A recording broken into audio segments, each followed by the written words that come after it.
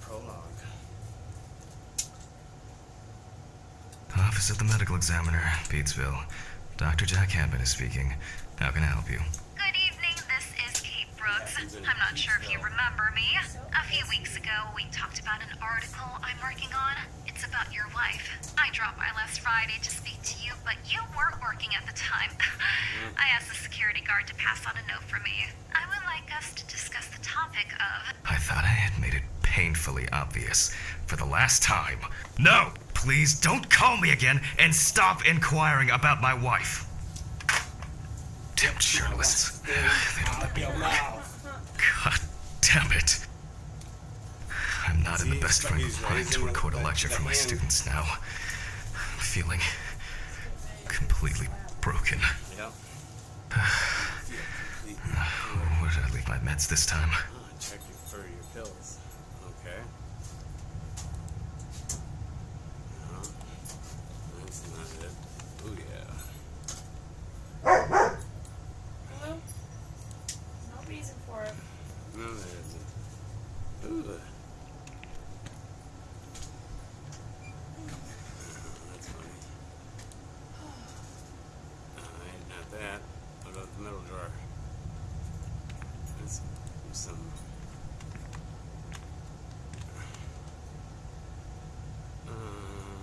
let's see. What do we got here? Awful. It would be good to finally repair the coffee machine. Wednesday. It's not my favorite day, though it's certainly better than Monday. Stephen didn't clean up after himself again. They definitely pay me too little for this. Read the journalist note. Let's see. Alright. Hi, this is Kate Brooks, reporter for the New Orleans Weekly. I haven't found you at home. I'm starting to suspect you're avoiding me, Mr. Hannon. Anyway, as you know, we'd like to write an article commemorating your wife's achievements. We would be delighted to talk to you about it, along with a note. I'm leaving my business card. Please call or let me call you this evening. I hope to find you at home or at the office. Alright.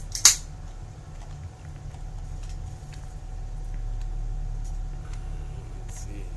Oh, check the bathroom. I'm sitting here looking at everything. Oh, I suppose I gotta look at the picture of my wife. My wife? I guess it was in another life. Oh, maybe. Let's see. That hurts my arm. Just let me put the top of your head. It's too warm to be all up under you. Mm-hmm. Sorry. I turned Dave's lights off for so long. Dave is fine. I do like the look of the game. Oh, yeah. It looks nice so far, I think. I agree. It's clean. Yeah. Let's see, where the heck is Dylan? I don't know. We're at the bathroom. Hey, convenient. Ew, why would you keep your pills in there? I know. Well, that's a good question. Let's see. Only useful when I need to clear leaves from the gutters. But why in the bathroom? Ew, dude, why? What? Okay, time to pull myself together Oh, taking the red pill. and get back to work. I kind of wonder what that... I mean, let's see what happens. Keep taking them. Just... I've already taken my pills. Not looking to overdose. I need to set the camera first. Okay, record election. Let's see. Nothing in there. This place is starting to look like a hoarder's dream. Now remember, Jack, don't forget to hit the record button this time. Yeah. Alright, There's a little red vision there, Jack.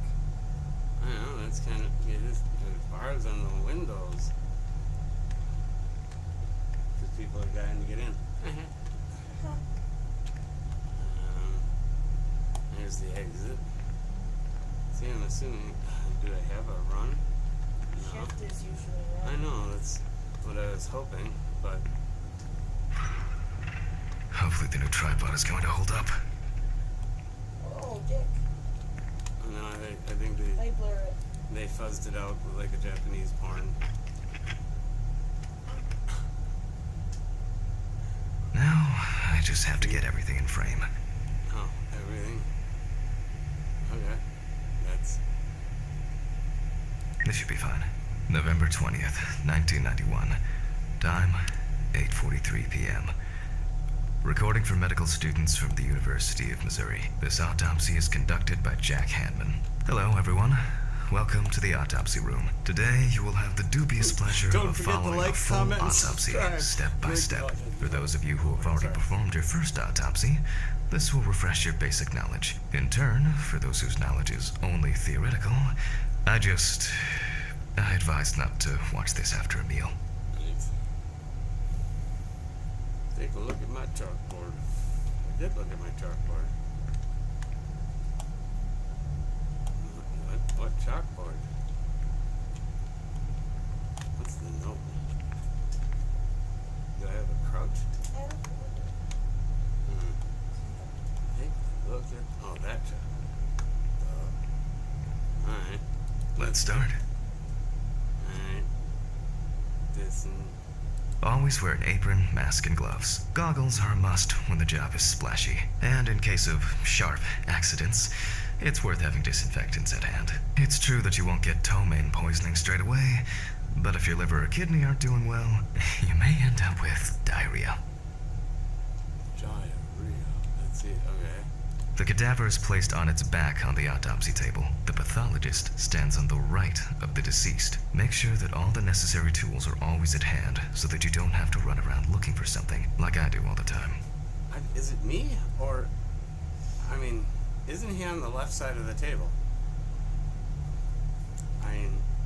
In the process of revealing and securing forensic evidence, it is difficult not to interfere with the original condition of the deceased. Written and photographic documentation plays a vital role throughout the entire examination process.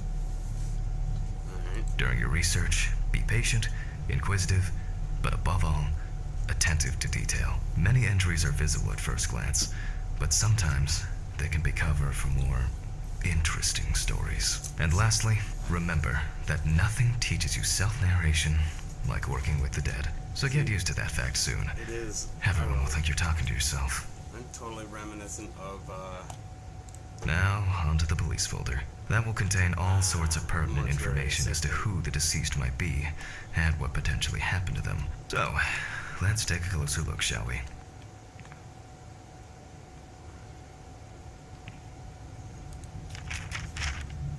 Okay. The deceased's name is Tobias Chambers, locally known as Old Toby. Homeless and unemployed for at least a couple of years. Let's see. The deceased was found on the outskirts of a parking lot at a gas station, where he often begged and persistently offered drivers to wash their car windows. Interesting. Let's see, anything else that we can... Signs of libation were found around the body. Empty bottles, traces of an inept attempt to start a fire, and a scattered makeshift blanket. Let's see. He worked most of his life at the local port dealing with unloaded cargo. He was fired for being drunk and starting fights. His son runs a hardware store on his own. His wife left him years ago. They both had no contact with the deceased. You got all that from the card? The body was noticed by a station employee during the morning shift. Initially, he thought that someone had thrown some boots and a coat in a nearby ditch. It took him a moment to recognize the pile of clothes as the body of a man.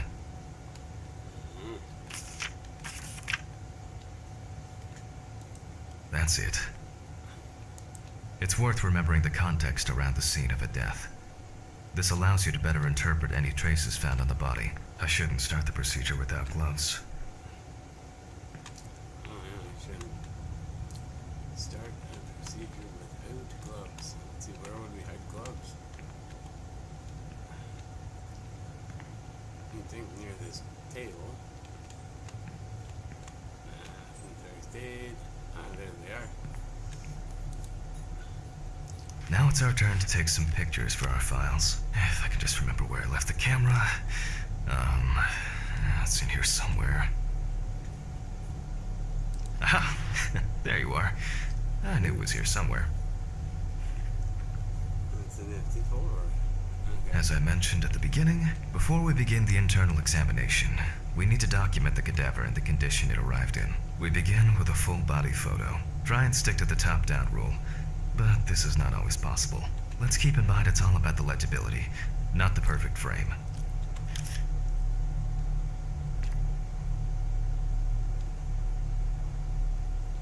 Let's see, can I get...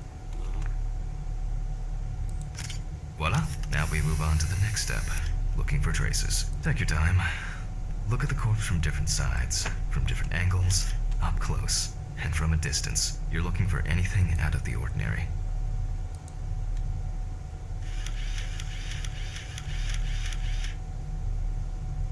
The boiler yield wound looks old. I'll take a closer look later.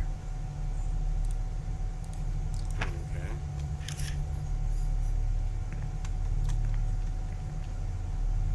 See, that doesn't count as something? Those weird-ass toes. So we gotta go to the other side. Oh, that's weird.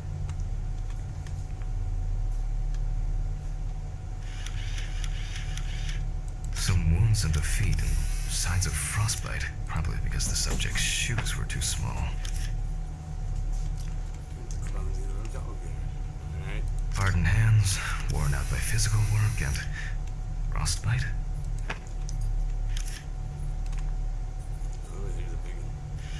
So we gotta just zoom in until it gives us that. That's something interesting. It will be necessary to check whether this injury was severe enough to cause damage to the brain. In a moment, we will check which of our initial observations will be worthy of further consideration. But before we get to that, I need to write down some basic data. Okay.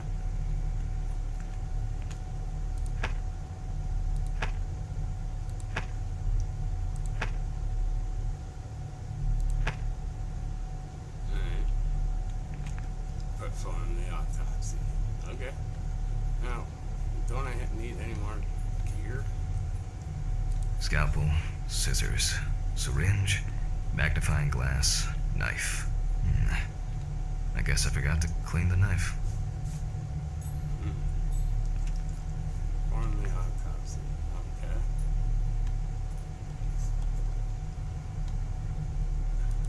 Personal information.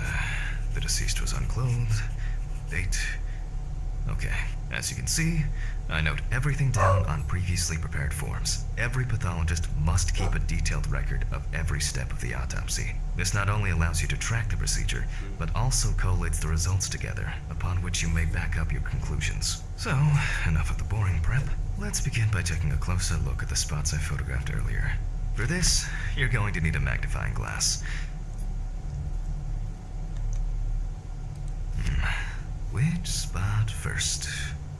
It looks like a burn mark. No doubt painful, but it's not pertinent for this case.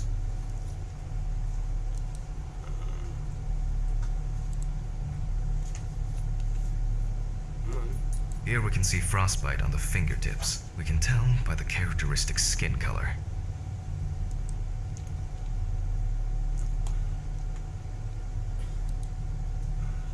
I don't know why that doesn't ever show up. Definitely a painful mix of frostbite, Yeah. abrasions, and blisters. Old Toby had been wearing shoes too small for him for a very long time. That's if he wore any at all.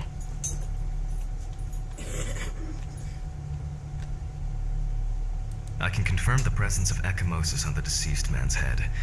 The appearance indicates the intravital nature of the wound. Add alcohol, which I can clearly smell, and this was an accident just waiting to happen. Alright. So far, there are a lot of superficial wounds, but only one serious injury to the head. Let's go back to our notes.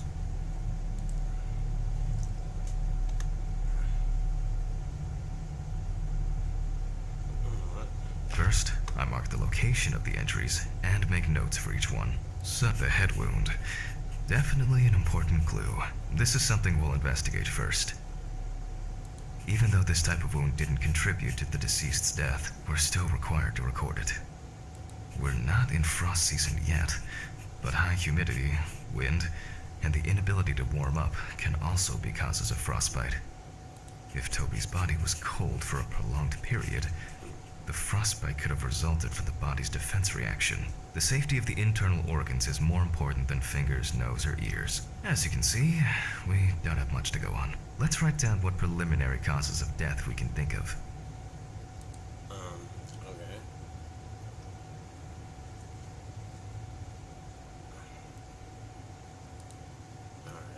Various types of accidents are a common cause of death among the homeless and the elderly. Perhaps old Toby slipped and accidentally hit his head. This is of no interest to us. Considering the conditions in which he slept, his body may have become hypothermic. The nights have been particularly nasty lately. We will check if there are any signs of freezing internally. Since the deceased clearly smelled of alcohol, I'll add alcohol poisoning to our list. Okay. Good idea. Put down the clipboard. Okay. We still have one thing left from the basics. Rigor mortis. Well, we take our deceased by the hand. Take your deceased by the hand. Gradually we raise it.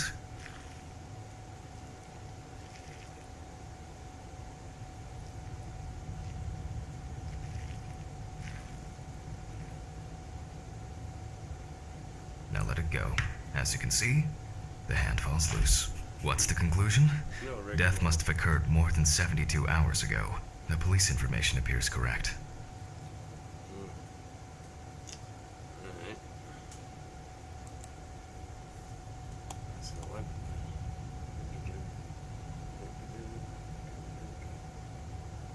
Head trauma seems the most promising, so we'll start there. For this, I need an oscillating saw. Alright. Well, here we go. We got our saw. The cut is made from ear to ear. Okay.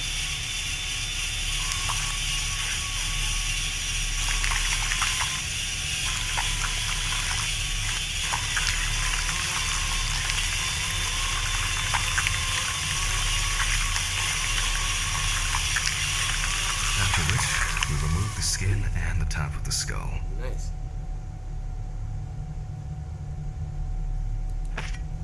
After the basic examination, we can see that the brain's cerebral gyri in both hemispheres are symmetric. The brain looks good. Let's take a cross-section.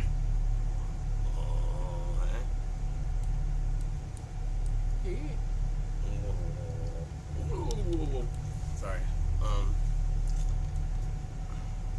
Some pathologists prefer to examine organs without removing them. However, for me, it's much more convenient to examine them on a board, which we'll do now. Let's see. Leave the body. Dissect the brain at the cutting board. Alright, here we go. This will be fun. Holding a long, narrow blade knife in the dominant hand, we slowly cut the cranial nerves on both sides, all the time pulling the brain towards us.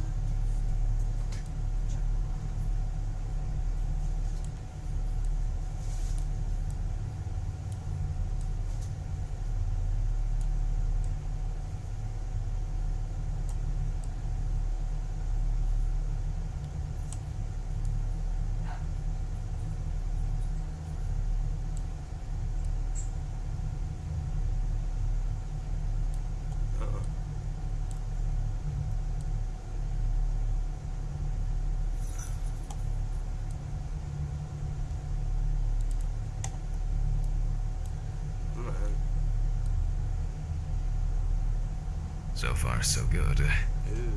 The hematoma seems to have had no effect on the brain.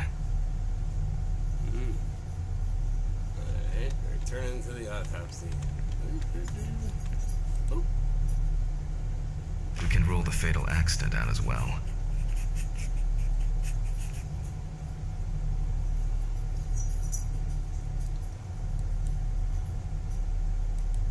good condition, so we have no choice but to proceed to the internal examination of the other organs. Fun. I grab a scalpel from my kit. The incision should be in the shape of a letter Y. We use a deep cut to reach all the way to the ribs and to penetrate the abdominal wall. All right, now we peel back and separate the skin. With empty hands. There we go. Oop.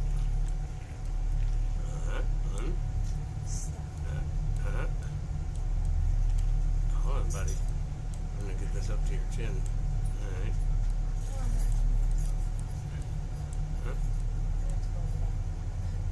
Okay. Oh, there we go.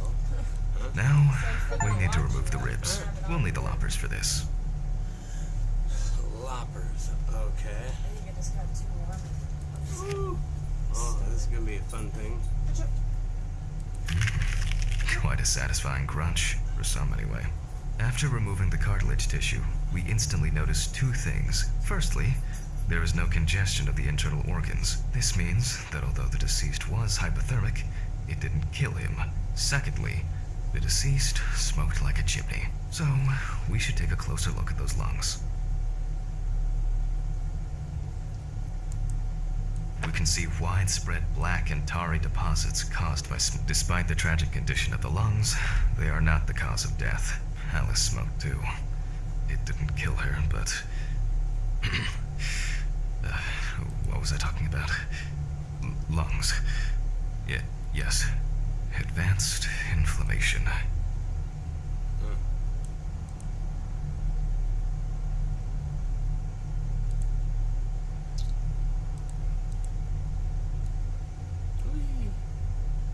Okay, so let's see, nothing. Mark the damage on the lung. Oh, dang it. Yeah.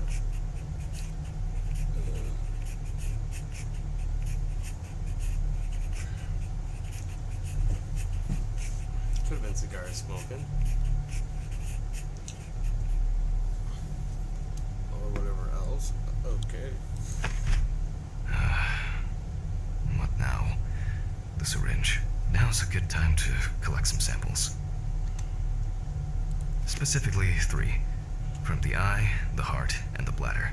I meant vitreous humor analysis is very useful in indicating long-term alcohol abuse.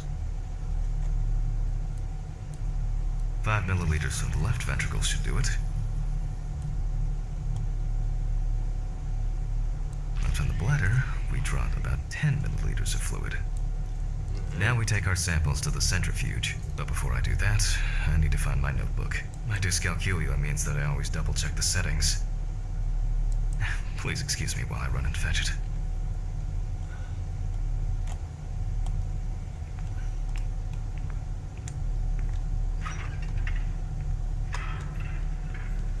Order in the bathroom.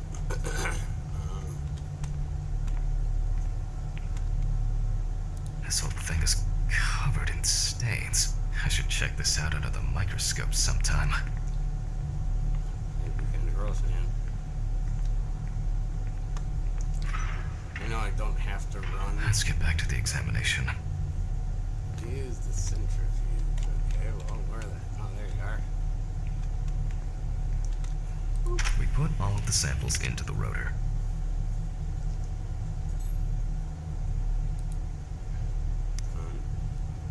Tahoo! 3. Now, we set the appropriate time and speed. Okay. Note.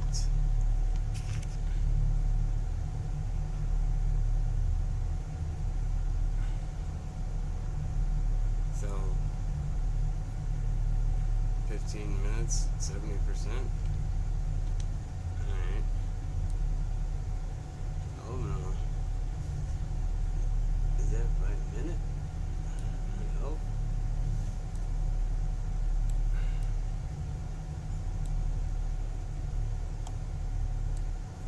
Okay, let's roll. Oh, there minute. 15. Alright, start the centrifuge. Whee!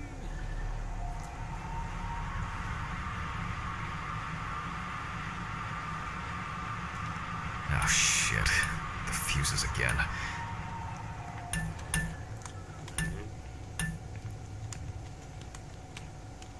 Where were we? Oh yes. The blood alcohol concentration. Let's see what we've got here. Let's see what we got. Everything's separated as it should. Our lab is closed until tomorrow after the last, incident. However, considering that Toby's favorite eau de parfum appears to be ethanol, I'm guessing the results won't surprise me at all. Whee! Let's go further. We will now focus on the cardiovascular system, specifically the heart. Specifically the heart. We remove the organ and examine it closely. We look for dark hypoxic areas, clots, or other elements that stand out as abnormal. At first glance, the heart looks fine. The pulmonary trunk and aorta seem to be in good condition. There are no pathological changes that would have contributed to Toby's death. Look, this thing looks like Admiral Akbar. Or whatever, I don't know. Or chicken head. Okay.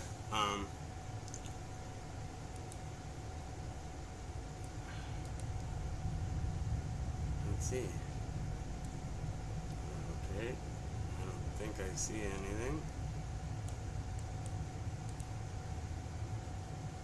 Now let's take a closer look at the stomach. Size is normal, healthy, pink color.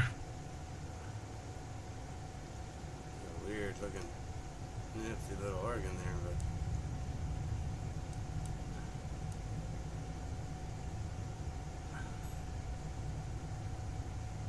And as expected, the stomach has no major external damage. We must now cut it open and inspect inside. We will do it carefully so that its contents do not spill out.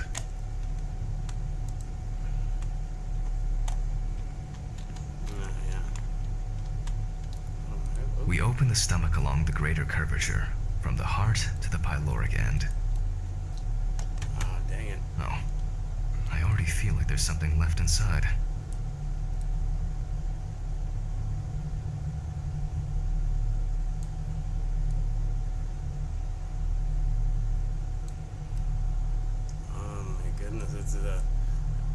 My mouse, whatever, is in a bad location. Come on. Cut it open. You can do it. Oh man, get in there. Okay, large amount of gas, small amounts of yellow, grayish food content, resembling some kind of meat. Either our deceased hadn't eaten in days, or the bulk of his stomach had already found a way out. Looks like I'll have to find the missing contents. Okay. Turn to the autopsy. So that'll be... There are two ways here. One is obvious, and the other is... It couldn't have been suffocation, could it? I'll add this to the list and move on to the deceased's neck.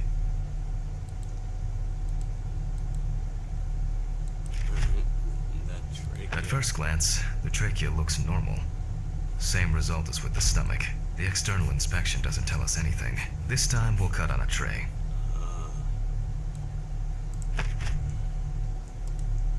While cutting such a small organ as the trachea, we must make a precise incision. To be able to cut with the very tip of the blade, we must hold the scalpel as we would a pen.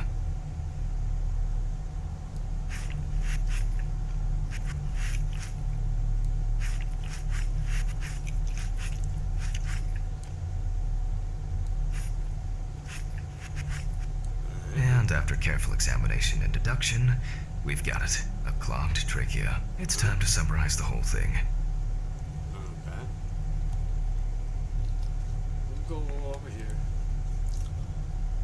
Based on the report and preliminary documentation, it's safe to assume that the deceased passed out after consumption of alcohol and then fell asleep on his back. Then, the gastric contents refluxed and flooded the airways, causing death. That's why we don't forget about the recovery position at dorm parties. Alright. Well, that's our first autopsy, I guess.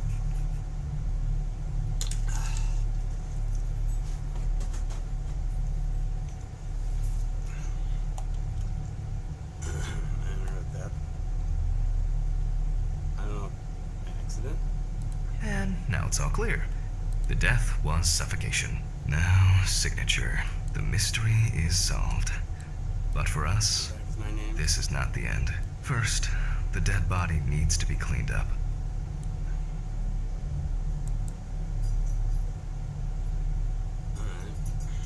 For this, we will need to close the body and grab the needle. First, we unroll the skin flaps.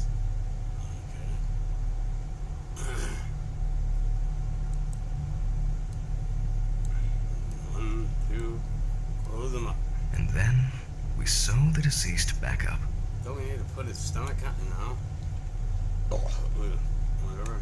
Alright. I'm using the baseball stitch technique. This stitching method is very strong and quick to do.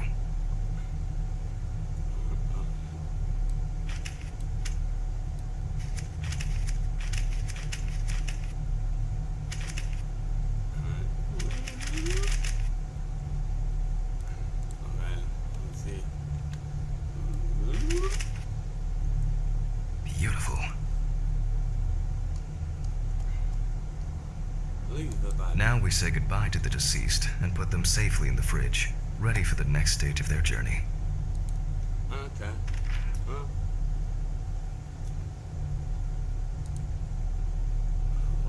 What's up? Oh, that freaking... God, I'm tired. It's kind of launched, I'll drop these samples off at the lab on the way to the bar. Let's see. Okay, head to your car in the parking lot. Alright. I mean, whatever. Guess I'm done for the day. I'll call Steven. I don't feel like drinking alone today. No? Okay, I'm going to bed. Gonna complete the prologue. Well, that was the prologue of Autopsy Simulator. Oh god. What's going on here? Oh no. Uh-oh.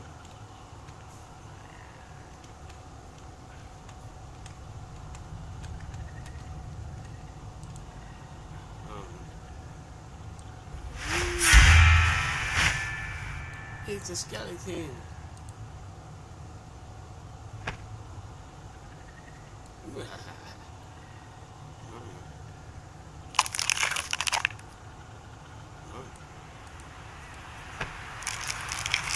Okay.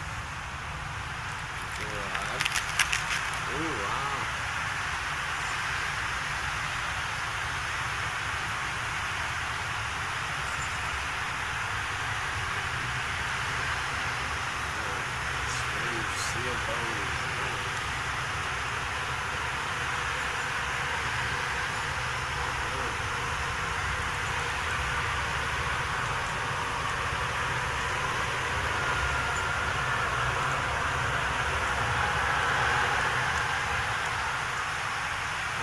That's the rabbit game antenna. Ooh, I don't know. I do have to take my DLG's OUT. We may continue this thing tomorrow. Forgive me. Forgive me for ending this video. I won't go back. What? Christ. What a dream. Fuck. Oh, it's not a cat. I thought that base was a cat. I don't know. Take your pills in the bathroom. I don't know. We are gonna head out of the video. I mean, this game came out today. It looks pretty dang cool. I mean, if you have the ability, check out humblebundle.com. .com, and whatever, you can get it for, I think, cheaper than whatever than they have it on Steam for, but I don't know.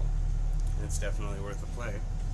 Everybody have a good night, and like, comment, subscribe, whatever. I didn't stop the video in my autopsy, but whatever. Alright, I'm stopping that video now. Everybody have a good night.